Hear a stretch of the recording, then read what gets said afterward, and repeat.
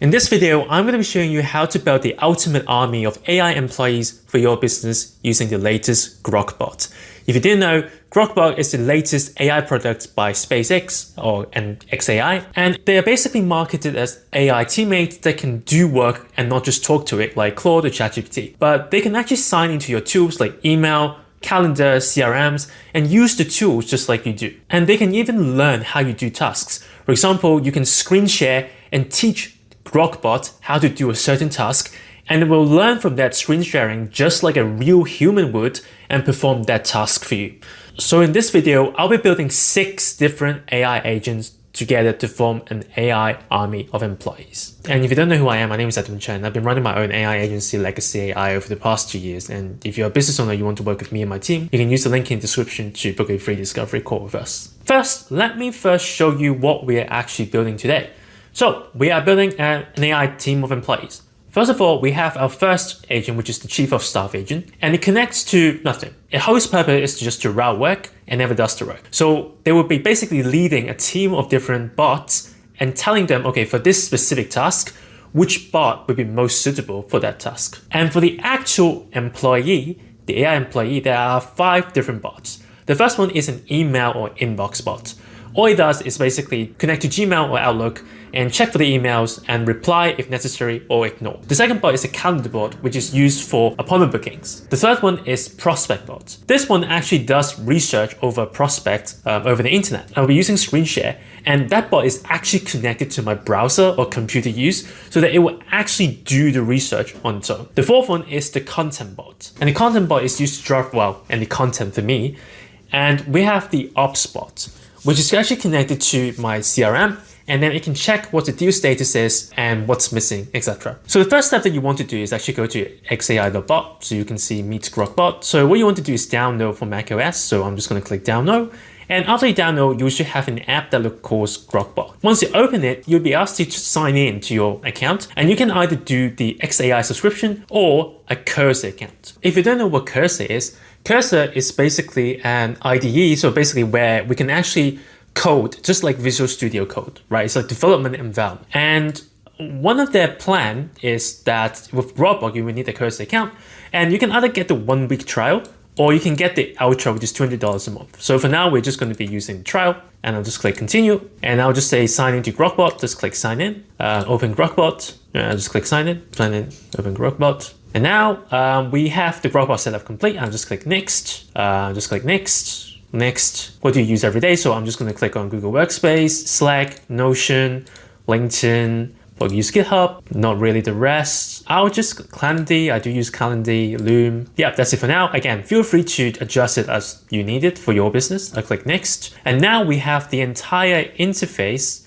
for Grok Bot. So the first thing you want to do is we want to create a bot. So I'm going to be creating the first bot, which is kind of the Chief of Staff, right? So I'm just click on Chief of Staff.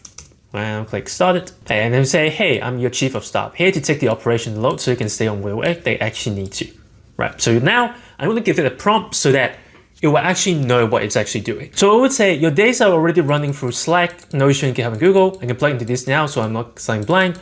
Want me to connect this now, or rather just tell me the first job. So I'll just say here, I'll just kind of copy the prompt. I'll just say, you are my Chief of Staff, you manage a team of 5 specialist bots, and you're my single point of contact. I talk to you, not to them. So my team will have the inbox bot, which is for email, calendar bot for scheduling, prospect bot for research on companies and people, the content bot for turning raw material into posting drafts, and ops bot, the sales pipeline. So read what I asked for and decide which specialists are needed. And then if it needs more than one, work out the order, research before writing, facts before outreach, and never ask 2 bots for the same thing. And then the third one is delegate with specific self-contained instruction. Give the specialist everything it needs. It cannot see our conversations. And then wait for them. If one comes back thin or wrong, send it back with what was missing. Do not accept a fake answer and pass it to me. And then the fourth one is come back to me with 1 answer, not a transcript, not 6 reports. And then we just have a how you work session. So read what I ask, and then just try to do the research before writing. And in delegation, basically a lot of what we repeated. I'll just say I run, for the context, I'll just say I run Legacy AI. Just click send. And as you can see, it automatically creates the teammate of bots that I needed to create, right? The inbox, the calendar, the prospect bot, the content bot, and the ops bot, right? I run them and you get one answer, right? I'm the single point of contact building the 5 specialists now. Teams up, inbox, calendar, prospect, content, and ops. You talk to me, I run them, you get one answer. Send the first job, right? So let me just check. Let's see the inbox bot description in here. So you say you are inbox bot, the email specialist on Legacy IG of Staff team. You handle email trial drafting and follow-ups. You report only to Chief of Staff, never to the user directly. When given the task, do it fully and return one clear result. What you found, when you drafted, the sense, etc. So by just messaging, the Chief of Staff itself configured the inbox bot, right? So you can either by the way, each of these bots have its own virtual computer.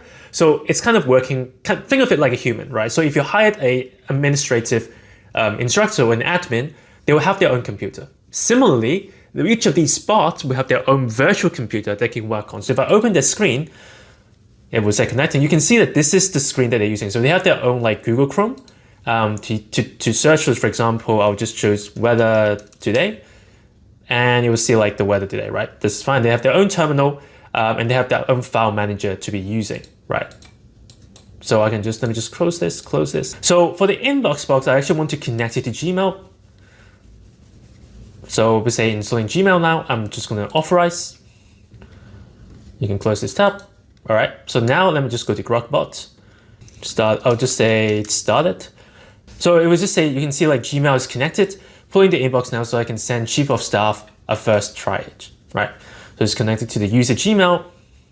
So he said messaged Chief of Staff, right? So he messaged the Chief of Staff, Gmail is live, etc. You can see this is some emails that we have failed to charge. Yeah, I forgot to pay my cloud subscription. Sorry guys.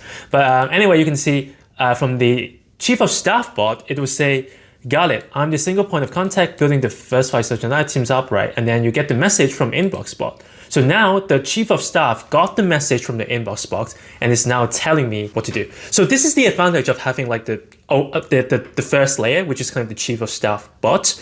The reason why is because if I have 100 of these bots, I only need to talk to one bot, not 100 of these bots, right? So it will say, okay, this is the email that I'm doing. So if they want me to open an fabric building so you can update that card, so I'll just say not now because I've already done it. But you can just so it will automatically turn on tasks exactly that you need to do, and it will inform you. So now I can just ignore it. And now let me configure the rest of the bot. So let's turn on calendar bot. So it will say, hey, I'll take scheduling, availability, meeting prep from Chief of Staff and gets them done. I'm checking where the calendar access is already set up so I can start, right? So I'll just click on connect to Google Calendar. So I'll just click on authorize. I'll just select all and click continue. I'm going to close this step. So you get 2 messages with Chief of Staff. So you can see the Chief of Staff is communicating with the calendar bot, right? So let me just see the Chief of Staff. Calendar bots connect us. They report to me. We'll hook up Google Calendar when there's an actual scheduling job. Nice. We're waiting for scheduling work from the Chief of Staff, right? Nice. So now we have the calendar bot connected. Let's do the prospect bot first. Because the prospect bot, I have to actually teach them how to research a lead, right? I'll just say, I'm going to be sharing my screen to train you how to research a prospect properly, okay? Walk me through it. I'll watch you how you actually research a prospect and log that in, right?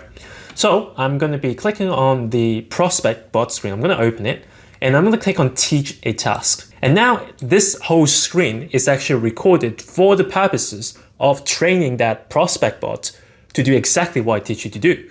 So first of all, I'll just click on Google Chrome. Let's say I have to research a prospect. Let's say I'm researching plumbing company, right, to work with. And I'll just type in plumbing company. Let's say we just want the phone numbers and we're doing cold calling for these companies, right? So then you would just go to Rain Plumbing Services, you go there, and then you will try to find their phone numbers. You've got the phone number and we're doing this cold calling for these clients, right? And maybe I just need to know the name of the businesses. So if I go to the website, maybe I want the agent to research the rainplumbing.com, the website, the phone number, and here you go, there's an email, service@rainplumbing.com. So this is where I can outreach to them, right? So now I'm just teaching the prospect bot how to look up the information and save this information, right? So this is now we have the email, right? So this is actually how we train it. And now just click finish recording. And there's just like learn from demonstration. So turn on screen recording to reusable skill. So this is actually managed by cursor. So this is actually a function. Think of it like a template. So learn from demonstration, its name. The description is basically a tool. Turned on the screen recorded demonstration, the computer is a reusable skill. And then you would basically learn from demonstration. You're giving a screen recording of user demonstration on task on your computer, and then etc. So this is basically instructions by cursor that you don't have to build yourself. And from this screen recording, the prospect bot will be trying to learn what is it. So you're saying, watching the recording now, I'll pull the steps out and turn it into a skill. We are on LinkedIn walking a person, looks like Daniel at services firm, and a company page with people, watch for correction. You are on Crown Plumbing site, then Google searching plumbing company emails, right? Exactly what I'm trying to do. Knockout Plumbing shows up in the knowledge panel, watching the full walkthrough now. Right? Still watching the full clip. In parallel, I'm pulling the tabs and search history from that session so the URL say exact. By the way, while it's talking, you can also create a routine task within Grok Bot so that these are recurring tasks this agent runs on the schedule. For example, I can create a routine where we say research prospect, right? So I'll just say research prospect. Find the emails and phone numbers and the websites and the company names of different plumbing companies, 20 plumbing companies, right?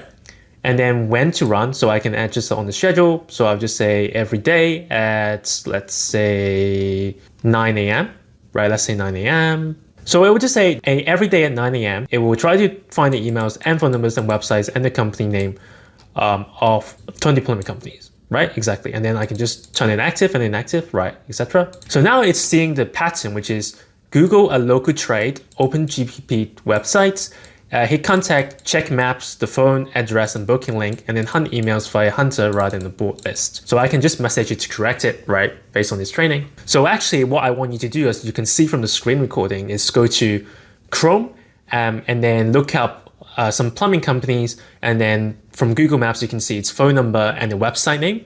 And then from the website name, I want to go into there to see if you can find an email for it. Essentially, you are a lead getter bot, so that every morning you would run the research prospect routine in order to get me leads for plumbing companies for my AI agencies. Skipping bot mailing. Yeah, this is pretty good conclusion, guys. Yep, so now prospect does this, maps for phone and website, then the site for email, plumbing unless your name and the city. Grabbing a first batch now so you have something tonight. Right, so it's actually going ahead. And actually, you can see what it's doing. It's going to the plumbing companies for Sanzhou's CA, save the method as research, but firstly, it's landing shortly. Right. So now it's actually scrolling through this list and it's actually using its own virtual computer and actually performing the task that I trained it to do. Right. Pretty cool. And now it actually went to the website on its own, right, and doing this task. So now while it's doing this task, well, it's actually just like a human employee. We'll look through the website and try to get the phone number and the leads information. And let me now go do something else, content bot. So yeah, this is basically just drafting content, right? This is fine. And then now I have the ops bot, which is the operation bot. I'm on the pipeline and deal hygiene from here, checking what real deal data we already have so I can get a real status together. So I'll just say, can you connect to Slack, please? Because all of our clients live in the Slack space. Slack is the right place if that's where the clients live, checking the connector and getting it connected, right? I'll just click on authorize. I'll just click on my workspace and then just click allow. You can close this tab and go back to Grok Bot. Slack is connected, right? And it will look through the workspace next and start mapping where the clients actually live, right? So now, as you can see, the prospect job finished researching everything and it got 8 Sanjung's plumbers from the Google Maps and 3 of them have public emails.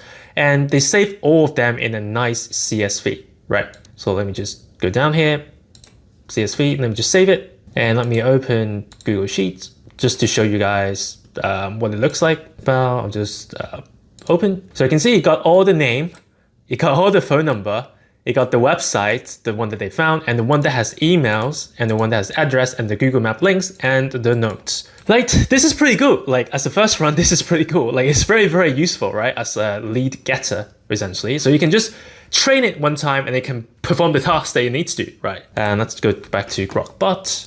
So we say pipelines in. So, yep, blog today.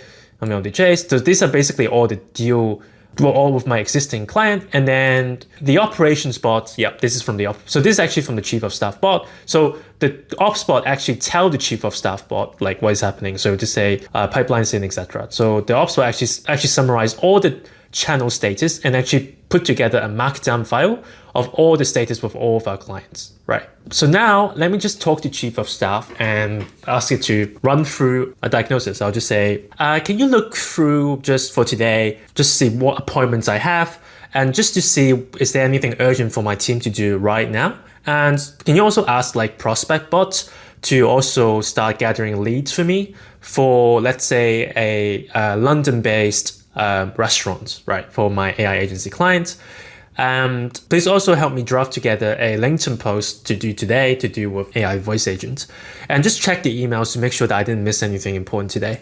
Right, this is a big task. So let's see if the Chief of Staff can actually delegate the task correctly to the appropriate sub-agent to be doing the things correctly. Today's calendar was urgent tonight. Today only email sweep, restaurant leads, and the voice agent LinkedIn draft, right? So it messages all these team members, the ops bot and the calendar bot and the prospect bot are all kind of getting that ping, and they're already trying to figure it out, essentially. Okay, it's messaged 5 agents. So all 5 agents has been messaged, essentially. Ops said nothing's on fire tonight, still waiting on today's calendar. So Ops actually said nothing. So you see the Ops bot didn't reply to me. The Ops bot replied to the Chief of Staff, right? Calendar's cleared for today, nothing's booked tonight, that's correct. Inbox is clean of imported mail today. Claw building is the only one I've already paid for it. That's fine. LinkedIn draft is in, waiting on the restaurant leads, and you will get the full pack, right?